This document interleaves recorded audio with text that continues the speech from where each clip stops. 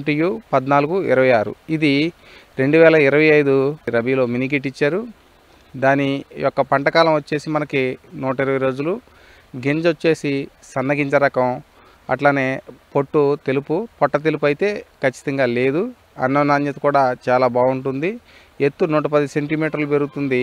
ఒక వెన్నులో గింజల సంఖ్య వచ్చేసి మనకి 450 నుంచి 500 గింజల సంఖ్య ఉంది. ఎకరానికి సగటున మనం దిగుబడి చూసుకున్నట్లయితే మనకు 45 నుంచి 50 బస్తాలు దిగుబడి వచ్చే అవకాశాలు ఉన్నాయి.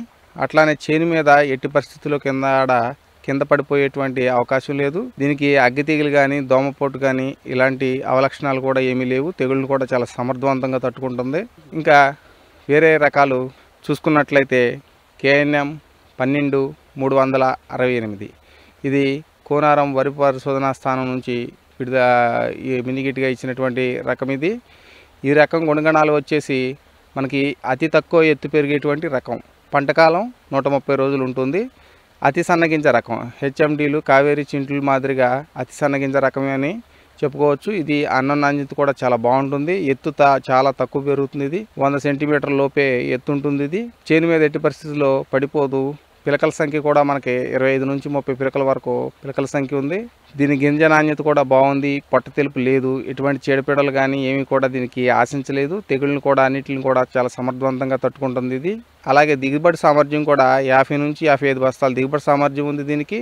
ఇంకొక రకం, మూడో రకం వచ్చేసి మనకి WGL 1380 రకం.